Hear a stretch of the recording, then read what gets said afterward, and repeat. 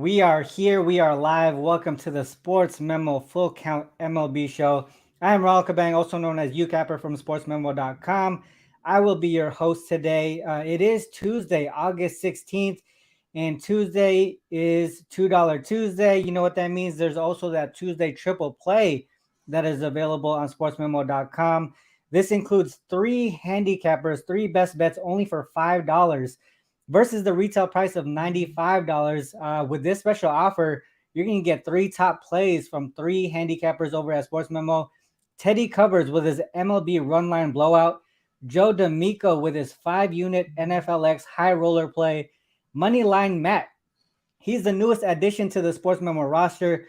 He has a 5-unit NFL season win total play up for this $2 Tuesday. You got two legends, one of the top up-and-coming handicappers in the game right there as well. Grab all three best bets for just $5. You can't get that deal anywhere else other than on sportsmemo.com. Real quick, I watched Wager Talk today earlier, and I'll tell you right now, Moneyline Matt is legit. But with that said, we got some veterans over here on the panel today with me.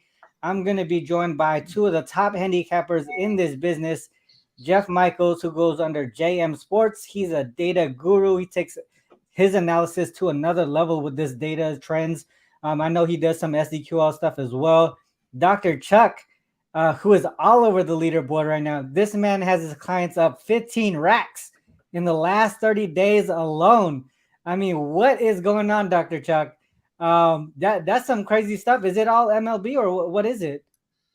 It's been a really good MLB couple of weeks, close to a month. It's been really good golf and tennis as well, and WNBA. I have let a couple people squirt by me on the WNBA leaderboards, and UCapper might be one of them with his total systems. But yeah, it's been a really good baseball comeback, and nothing can rival last August, where we were up just in August for baseball. We were up 32 racks. But, oh my God! Yeah. we're trying to do that again this August. That's some good stuff, Jeff. Man, we got MLB today. How are you feeling about today's slate? Good. I'm excited. I got my eye on a couple of them, and hey, Guardians are in first place in the Central, up 2 games. Hey, are we gonna call you Stat Sunny? Is that Stat Sus right. Instead of Stat Daddy? Yeah, right. I got you. Well, hey man, yesterday's panel, they swept the board. Last time I hosted with you guys, we swept the board. So, we got to keep that energy going here. First game up, Mets and Braves. We got Taijuan Walker and Charlie Morton on the mound here. This is an important game here in the NL East. How are you guys attacking this game? Jeff, let's start off with you. Yeah, this is a pitching matchup to watch, I think. Taijuan Walker and Charlie Morton, especially on their respective sites. Walker's 6-2 with a 3.37 ERA on the road, and the team's won 8 out of his 11 starts. Charlie Morton at home, he's 3-1 with a 3.41 ERA too, but his team's 8-3 when he starts at home. So you do have two pitchers that have struggled head-to-head against each other, against the opposing teams, I should say. Walker's got a 1-2 record with a 5.54 ERA, back-to-back losses and starts against Atlanta, and Morton's lost back-to-back starts too, and his team's just 7-8 in his 15 outings against the Mets. So Atlanta's chasing the Mets. They're 4.5 games back now, but they've won 7 in a row. But coming off a streak like that with Snitker as their manager, they're just 6-17 at home with 3 straight wins against the division. And I think the Mets, after a 13-1 loss yesterday, they're 11-0 this year after a 3-game span where they've had to use their bullpen 13 or more innings. So even after a tired bullpen, they've dominated the division and they've bounced back well. So if I'm doing anything here, I think I'm rolling with the Mets to bounce back. Yeah, I know Atlanta's hot, but 13-1 isn't one that the Mets, I think, can let slide easily. Yeah, that's a good look there. I mean, like Jeff mentioned, Dr. Chuck, 13-1. That's an embarrassing loss for the Mets there. Do you think they bounce back here in this spot? Yeah, the first thing Jeff said was it's an interesting pitching matchup. And right off the bat, anytime I see something like that, I'm immediately interested in looking at and this will sound pretty similar to the way Ron was capping his games last week.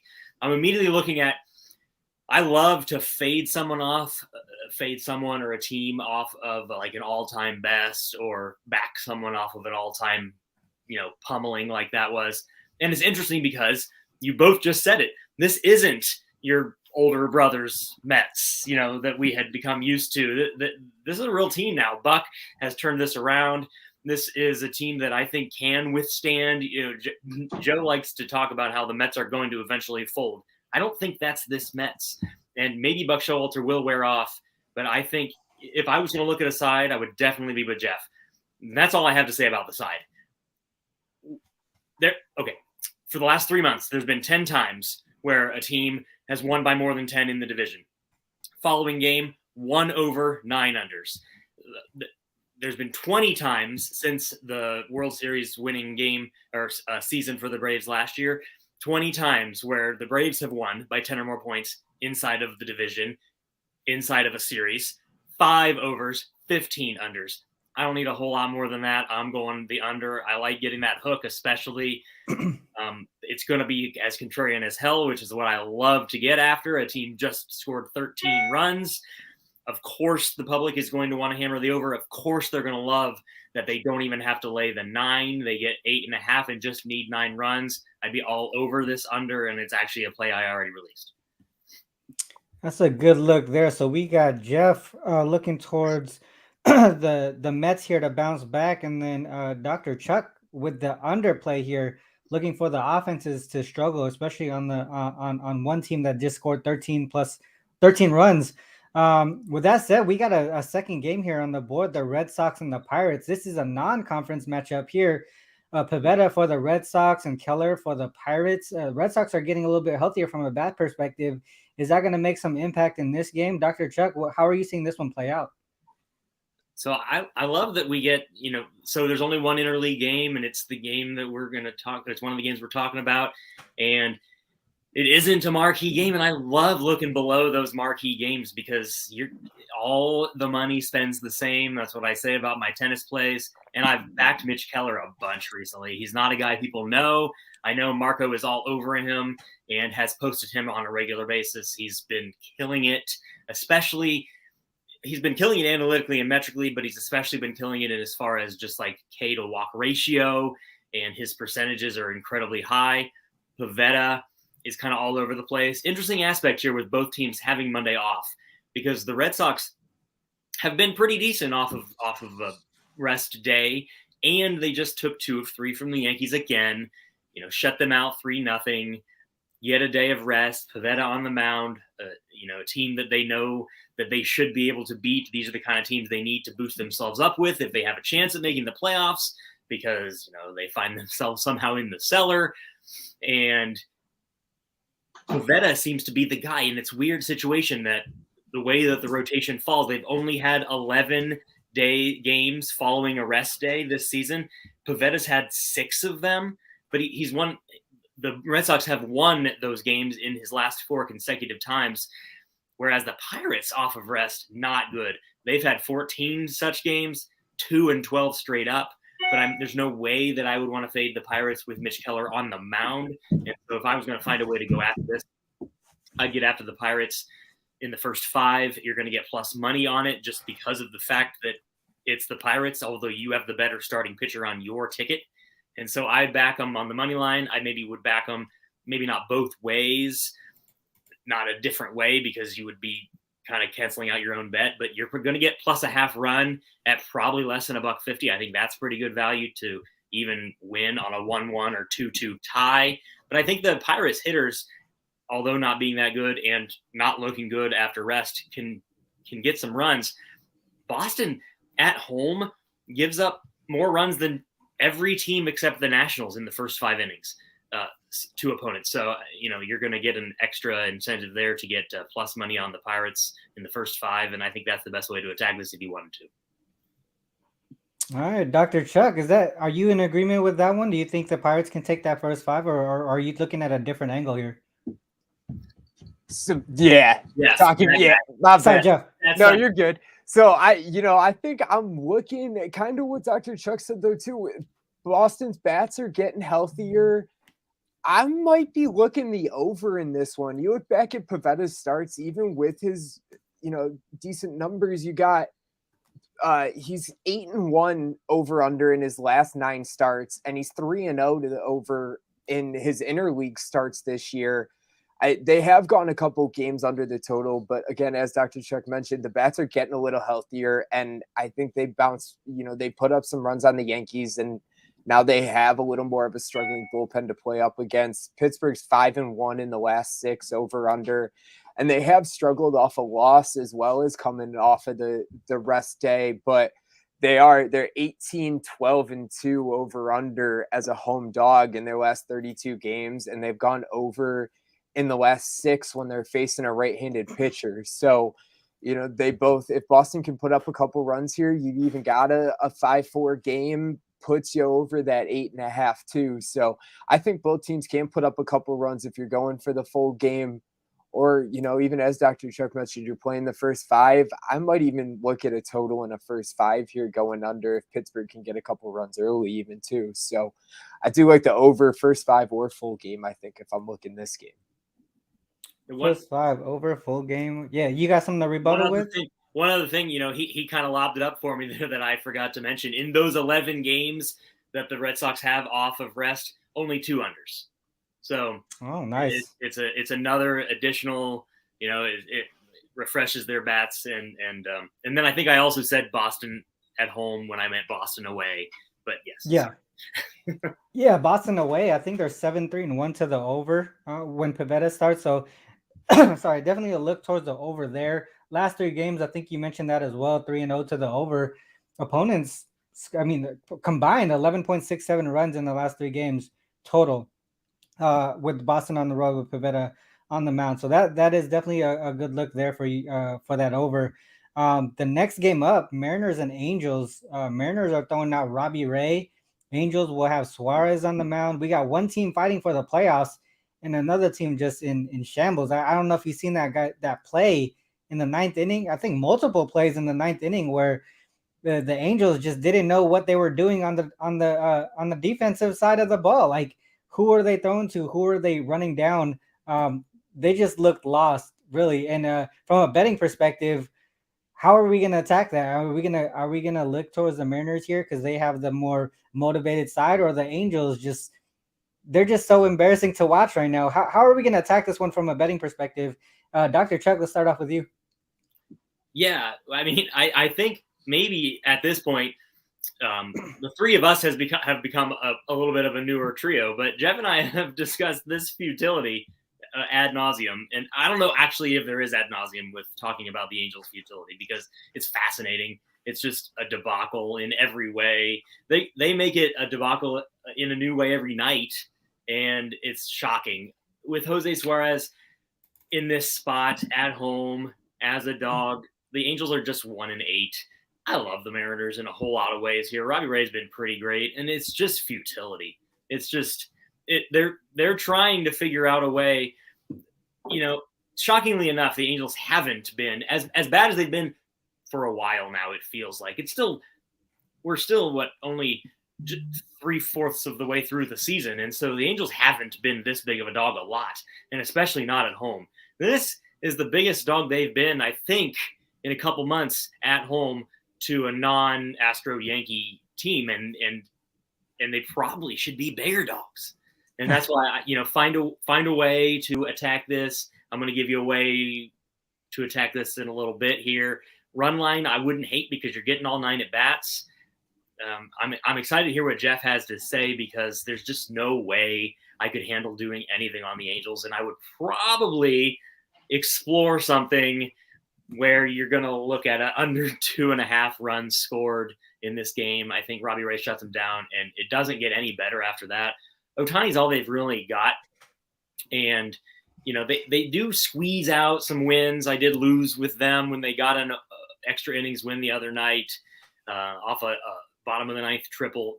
The Angels can win a game, but the smart way is definitely not to be on them on a first 5 or scoring runs or a full game at all, even at home. Yeah, that's an interesting look right there. Jeff, Dr. Chuck was interested in what you were going to say. I know when we look at some of these games, we look at how they do against specific pitchers, right? Lefties versus righties. Angels struggle against lefties at home. Is that something that we want to back here, towards the Mariners side? Like if Angels can't score runs, what's going to happen as far as on the Mariners side? Are they going to be able to put up runs against Suarez here? What are you looking at here in this one? Yeah, the Seattle neither team has been great hitting lefties, to be honest. But to Dr. Chuck's point, we were talking about what they did yesterday and how they looked yesterday. What you think about the starting pitcher yesterday was Ohtani. So you lose 6-2 against the Seattle team, and you play like that with your ace, your star, your stud, whatever you want to call him, on the mound. Well, how do you win a game with anybody else on the mound if you can't with him? I will say the only reason I don't think that this line is any bigger, I would never side with LA in this game, but the only reason that I think the line isn't bigger is because Suarez has been pretty impressive in his last 3 outings. He's 3-0, 17 in the third innings pitched, and he didn't allow a run on 10 hits. There was 1 unearned run in his 3 starts, but that still doesn't mean much to this game, I don't think. Robbie Ray's 2-0. His team's 2-1 when he starts against LA. He's got an ERA of 0.86. They did lose back-to-back games against Texas, but bounced it back yesterday. And as a favorite of 110 minus 110 or more, they're 30-13 this season, and they're 20-5 as a road favorite of minus 110 or higher in the last 2 seasons. So. And like Dr. Chuck kind of alluded to too, LA, they're 14-33 as a dog of plus 100 and higher, and they're losing by over 1.5 runs a game. So I don't really see much of a situation you back LA, but if Jose Suarez isn't on the mound, this could be one of the biggest, the LA being the biggest underdog in their season outside of it. Houston or whatever, with the way you're playing at this time, even winning 5 out of the last 6 games. So I do like Robbie Ray to win this one, and they extend that lead in the wild card, and I don't see them catching Houston 12 games back, but they do lead the way in the American League in the wild card, so they're still fighting to stay atop those rankings. So I do think you can't back LA, maybe an under. I don't see LA putting up more than 1 or 2 runs, and Seattle 5 maybe. So yeah, an under 2 I think is definitely a solid bet for you to go. Yeah, that makes sense to me. One way that I was looking at this game, I mean, you mentioned, Suarez pitching pretty well the last 3 games, but if you look at his opponents, he pitched against the A's twice and then the Royals. So yeah, I mean, like if you look at those games, I mean, some pitchers should be able to do that against these types of teams. What I looked at a little bit closer was how he does against teams with a winning record, and he's 0-4 straight up, 0-4 against the spread, regardless of whether or not he's a favorite or a dog. So to me, I mean, I think we're all on the same side here. There's no way that we could back LA, but that just gives me a little bit more support to say, well, Mariners will be the play today. Hopefully, I'm from Seattle, so I got to support my squad regardless. But that would be the way that I go in that game. I just wanted to add a little bit of an extra into that. Go ahead, Dr. Can I just do one more? I've written a lot recently. I have a Guardians play again today, and it has a lot to do with Detroit is setting offense back a century. The Angels are not a lot better. If I always use what I call a slash, which is weighted runs above average, weighted on base average, and weighted runs corrected plus. The Tigers the past 10 days are negative 18 in the weighted runs, a 263 on base average, which is on a scale of on base percentage, and 50 weighted runs corrected plus, where you want to be 150 to be decent. The Angels are right there. I mean, if football wasn't starting, the books would have a real problem with the fact that you can just auto fade them every day. I mean, this is becoming a situation where it doesn't work to auto fade the Tigers because they're plus 200 or worse. It works to auto fade the Angels. And so I think the books are going to luck out with how futile this is. And Joe Madden has just got to be sitting back with his bourbon and his cigar and loving this. Yeah, that makes sense. Well, those are the 3 games that we are, wanting to go over today on the show. And right now it's time for the best bets First off, who did I start with? Dr. Chuck? No, I started with Jeff. So let's go with the best bets with Dr. Chuck here. Let the people know what you have as far as subscriber plays, premium plays over at Sports Memo, and talk about your best bet today on the show. So we already have. I've probably given out too much of what I've put out for baseball today, but that's okay because I want everyone to win. That's all I really do this for, is so that everyone wins. But yeah, Guardians and Mariners and under in the Mets, go for it. But so I have tennis. I have tennis plays every day. It is in Cincinnati. It's on the home courts for Americans, and it's an awesome tournament. 2 weeks away from the U.S. Open. PGA had another winning week for the PGA Tour with a couple of last-second winners. So that was our fifth consecutive winning golf weekend, which has helped to get us to that point where we're just crushing it out. We've been trimming our baseball card, which I think is what has helped, with a little help of some of my superiors, and just trying to put out only the best stuff, not just action.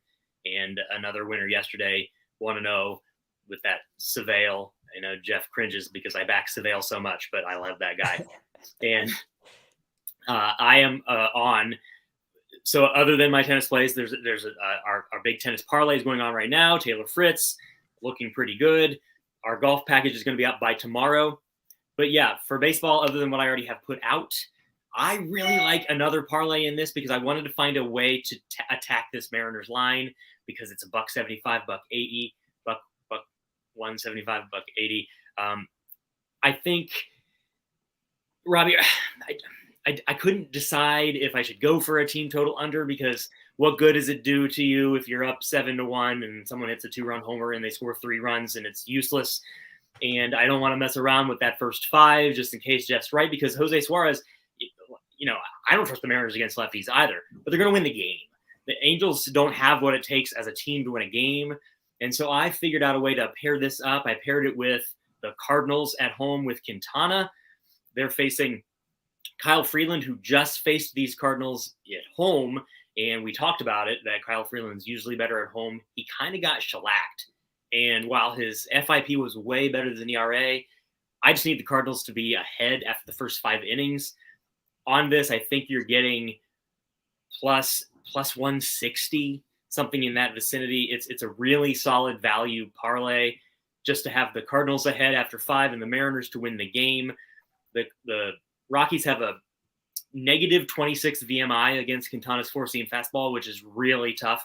Don't hit lefties at all on the road like they do at home. And I just, even if it's 1-0 because they can't get to Freeland as much as they did last week, I think this is a cruising parlay, and we just win this rather easily, and neither of them are a sweat. Nice look there with the parlay as the best bet. And you can see Dr. Chuck all over in different sports, tennis, golf, I know you're in the WNBA leaderboard as well. And we got football coming up. Dr. Chuck does it all, does all the sports. I know Jesse Shule he's also on a lot of different sports as well. Everyone on Sports Memo, really, they're really diverse with what they put on the board. Jeff, I know we're talking about MLB today, but can you talk also about, what you have as far as premium plays as well? And what is your best bet today on the show? Yeah, absolutely. I actually got best bets loaded. I was looking, you heard about a little bit of what we talked about, the Boston-Pittsburgh game. I gave you my opinion on the total, but I do have my best bet loaded over on the premium site for the sides play on that one. I also have some NFL stuff up and loaded with the countdown coming to NFL. But for today's MLB show, best bet, I'm looking at Houston taking down another AL Central team, taking down the White Sox. And this is another one of those pitching matchups, kind of like what we talked about earlier with two of the top 3 ERAs in the MLB with Justin Verlander and Dylan Cease on the mound. But you look at Verlander, I still think back to those AL Central days, and the amount of times that he has seen the White Sox is, I believe it's 40 plus starts in his career. And I just looked back to 2009, his last 32 starts against the White Sox. He's 20-5 with a 2.87 ERA, and the team's 25-7 in those 32 games. They are facing Dylan Cease, but they've hit well against those kind of pitchers, the best of the best. They're 9-4 against the starting pitcher with an ERA under 2, and they're winning by over 2 runs a game. And they've played well against teams who are over 500, like these White Sox had made their way out to be. Cease is 0-3 against Houston, and his ERA is over 7.5. And their bullpen has struggled at home. Their bullpen ERA is Chicago's bullpen ERA, is a 4.73 at home. So Houston's creating even more ground on Seattle, and Chicago's looking to fight. But the way Houston's played against Chicago and how well Verlander knows Chicago, I don't see these bats waking up, and they're just 6-12 against starting pitchers with an ERA under 2, whereas Houston's almost the exact opposite, going 2-8 as a dog. So I like Houston on this one, especially at the -130, even going up against Cease. I think Houston comes away with this one, and their bats get the job done. Yeah, that makes a lot of sense to me. How can you not go? How can you go against Verlander, especially against a team that he's kind of dominated throughout his career? So that's definitely a good look. And for me, it's my turn, host's turn. For my best bet, I'm actually gonna go against Dr. Chuck here in one of the spots that he talked about earlier today. I actually want to fade the Pirates and Mitch Keller. The Pirates are 1-8 on the full game money line at home when Keller starts, losing by an average of 4.1 runs per game. The Pirates are not getting him any run support, averaging just 2.78 runs in those 9-game sample size right there. And the opponents are averaging close to 7 runs per game. A lot of the runs came on one game, but even if you take that outlier out, the opponents are still scoring close to 6 runs per game in the rest of the games that at home when Keller starts. To me, and I just think that the Red Sox bats can get to Keller, especially against a struggling bullpen as well. So for me, I'm taking the money line on the Boston Red Sox. That's the way that I would go for my best bet today. From a premium side, I do have, I think, 3 MLB plays up at the moment. I also posted a preseason play on Thursday with the Seahawks game against who are they? I already forgot who they're playing. I'm going to the game, actually. I'm a season ticket holder. I'm going to that game. So I have a preseason play on that one. And then I'm also putting up a couple college football plays for week 1, not week 0, but week 1. So I'm touching the college football there. That's what's going on in my premium side. I'm excited for the NFL season. Are you guys deep into the NFL as well? Yeah, I wish my hometown, I wish I had a little more clarity in being a fan from your perspective. But, I'm excited. I'm looking to college football too. I got some NFL stuff up. So we're counting down the days to see some action on the gridiron. Yeah, I know. So both of you guys will be at the meet and greet. Is that correct? Both of you guys going to be at the meet and greet. Are you guys going to sign up for any of those NFL $1 million contests, Circa or Westgate? Actually, that's funny because I have. Oh, there it is. There you go. There you I go. have the Survivor hat on too. So that's perfect. How about you, Dr. Chuck? Absolutely, all of them. All of them. Oh, there you go. Well, I'm gonna be in. I already signed up for the Circle Million, so we're gonna be all going head to head. But good luck to you guys. I wish I was gonna be at the meet and greet. I know you guys are gonna have some fun there. And one more time before we cut out, though, I do want to say it is Tuesday, $2 Tuesday, and also that three handicapper triple play, the Tuesday triple play. So 2 ways you can do it. You got Teddy Covers with his MLB run line blowout, Joe D'Amico 5-unit NFLX high roller play, money line Matt. Like I said, he sounded legit on that Wager Talk show today. He has a 5-unit play on the NFL season total. You can get either one of those guys for $2, or you can get all 3 for $5. Retail price of all 3 was $95. So you're getting $90 off. That I can't tell you enough how amazing that deal is. With that said, that is the end of the show. The MLB full count by Sports Memo. Let's cash, guys. Take care. Cash. Yeah.